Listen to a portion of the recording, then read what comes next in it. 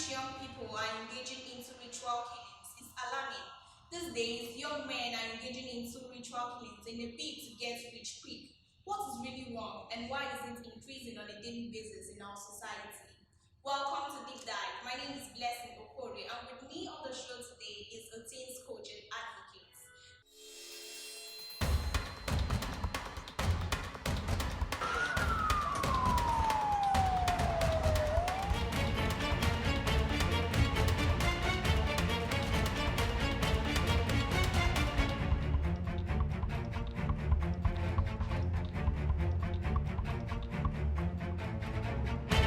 Welcome back, Christy. Good to have you on the show today. Thank you. We are still on the issue of ritual killings among young people. So, what do you think is the reason why young people are engaging themselves into ritual killings? Thank you very much for having me on the program. When we talk about ritual killings and young people, we cannot isolate these young people because they live in a society. These young people are a product of the society. There's something I always say.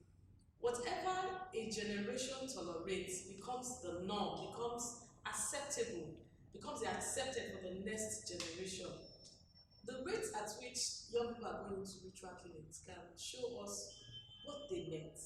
There are some things, there are some values that we have, we have looked down upon. There are some things we have failed to preach. There are some things that, in the course of our actions and words, these young people have now, they are copying it. They're copying from it.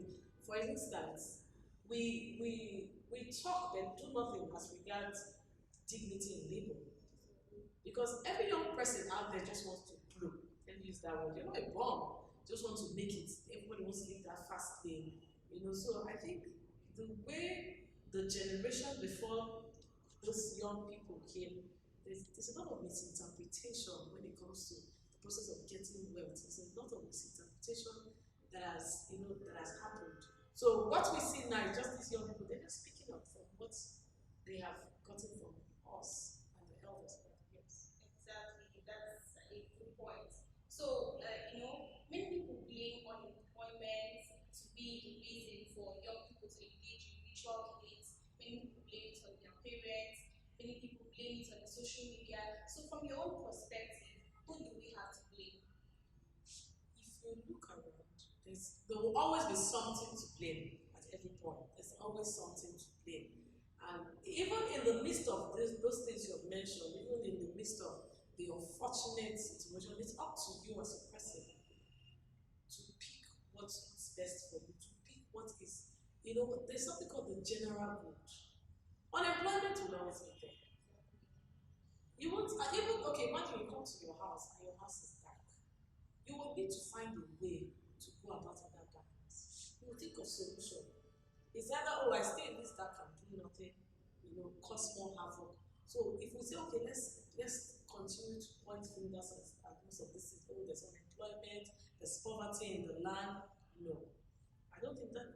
I think we've had enough of this, pointing fingers and blaming. It's now time to look within.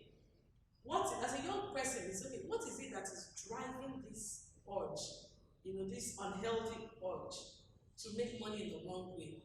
It could be association, the kind of friends you keep, or by virtue of the things you have received to yourself in the form of media. What kind of media have you exposed yourself to?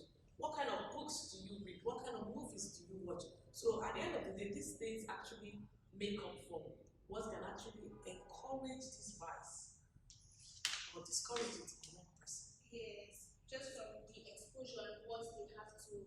What you have exposed yourself to over time. Yes, most times you see on the social media platforms, most times let people live fake life on the social media. When you live fake lives on social media, then the young people out there will see they want to emulate, they want to feel among, then they just. And also, I think there's a lot of pressure. There's a lot of pressure on this young people. There's internal pressure and there's also external.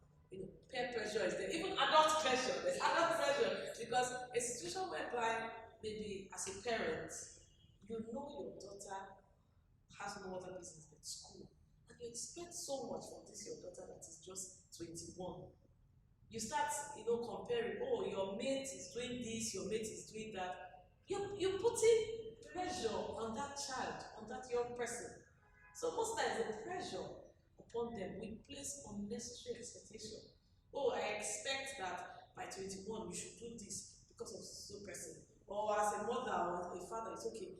You're not budgeting. I want to buy this by virtue of what my child will bring in. Where is that child getting that money from? So I think we need to sit down and look at most of these things. It's not pushing these young people in the wrong direction. Yeah, also speaking about the pressure we were talking about, some parents, when their children come home with some expensive stuffs, they don't question them, they don't know the source of their wealth. Your child cannot just go out and get these stuffs on their own. Then they don't question them, and it's also part of the things that actually make them to go into ritual killings so that they acquire more of the wealth. Okay, just like I was saying, the older generation also share in this play because, like I said, the young people they don't live in isolation, you know. So check that parents are placing expectation, unnecessary expectation on the young adults.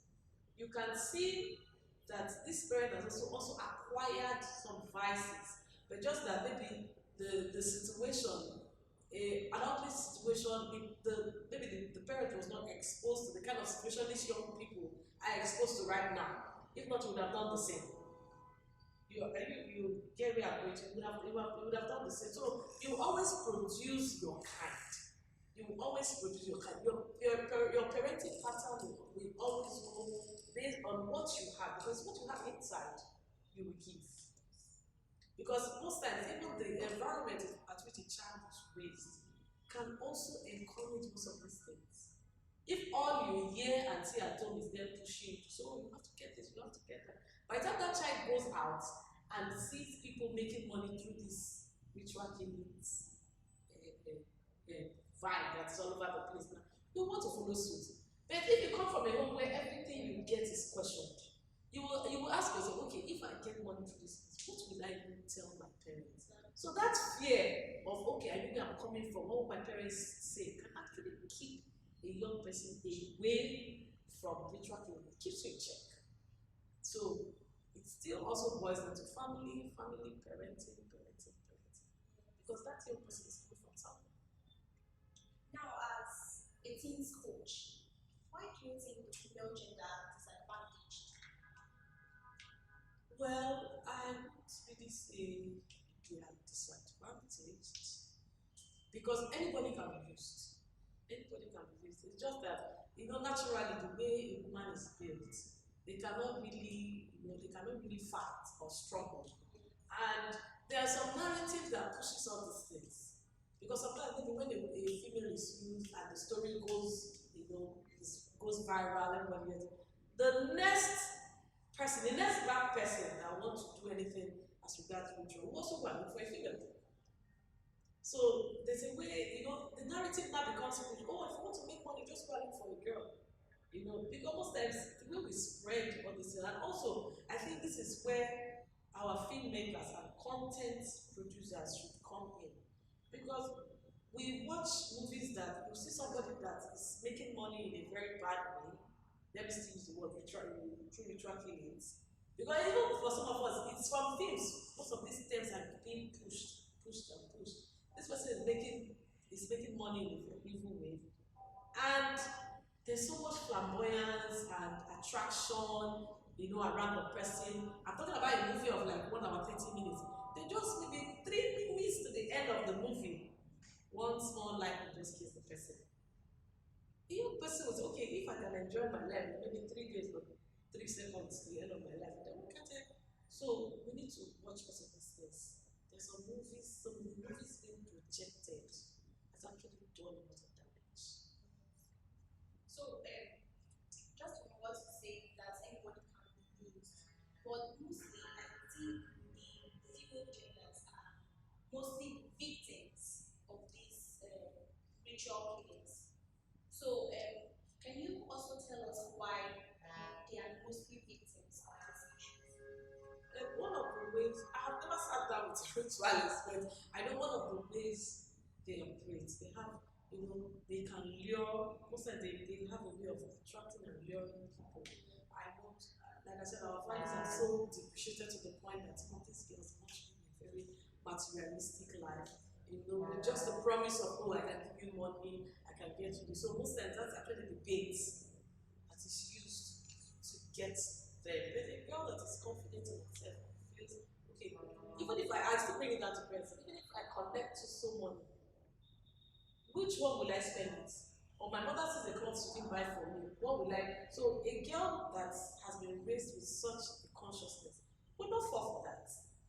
Will not fall for that.